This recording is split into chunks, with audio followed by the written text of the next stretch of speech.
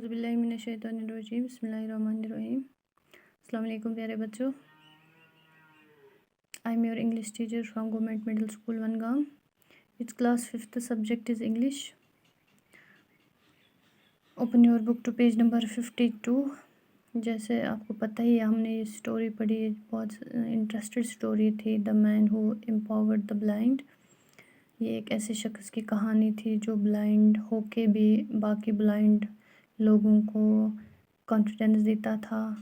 वो source of inspiration था। ये जो हमने लिटिल लॉइस की स्टोरी पढ़ी, जो ऑल के साथ खेलते खेलते उसकी रोशनी चली जाती है, तो वो अंधा होके बाकी बच्चों को, बाकी ब्लाइंड बच्चों को कैसे एम्पावर करता है, कैसे कॉन्फिडेंस देता है। वो खुद एक सोर्स ऑफ इंस्पायरेशन होता है बाकी ब्लाइंड लोगों के लिए।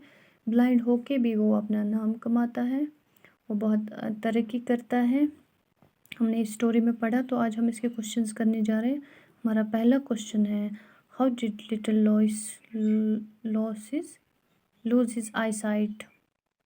आईसाइट उसने अपनी वो जो लिटिल लॉइस है, जो लॉइस ब्रेल है, इसने अपनी आंखों की बीनाई, वो आईसाइट कैसे खो दी, कैसे ब्लाइंड हो गया।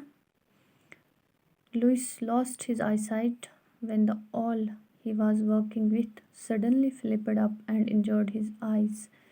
ये जो यहाँ पे क्वेश्चन में इन्होंने किया है लिटिल लॉइस का इस्तेमाल, वो इसलिए क्योंकि ये जो बच्चा है, ये जो लॉइस ब्रेल है, ये बचपन में ही वो नाबीना हो गए, इनकी रोशनी चली गई बचपन में ही, तो इसलिए यहाँ पे लिटिल का इस्तेमाल किया गया है। जवाब इसका हम ये है, लॉइस lost his eyesight when the all he was working with suddenly flipped up and injured his eyes.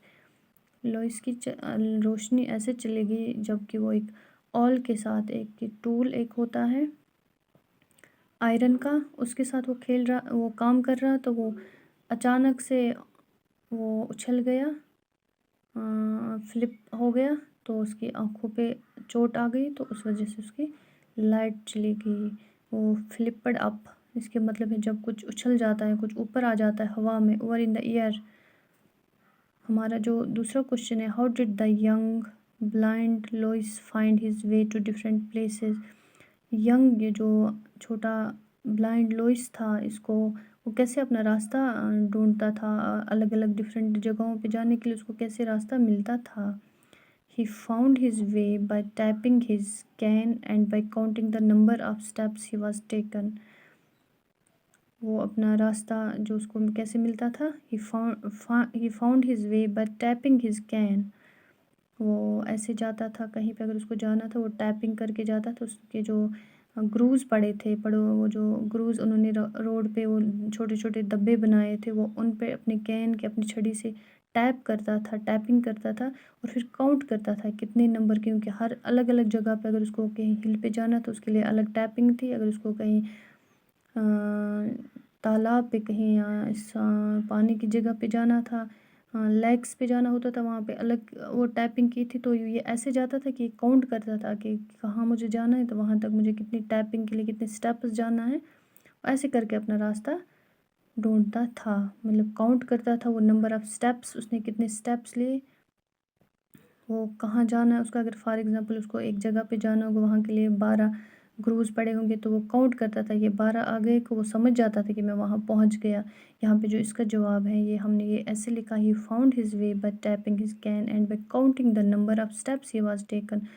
वो अपना रास्ता ढूंढता था टैपिंग, कैन की वजह से, कैन से टैपिंग करता था, फिर काउंट करता था नंबर ऑफ़ कितने कदम उसने लिए, काउंट करके उसको पता चलता था कि मैं पहुँच गया। आज हम इतना ही करेंगे, बाकी कल करने जा रहे हैं। अल्लाह हाफ़िज़।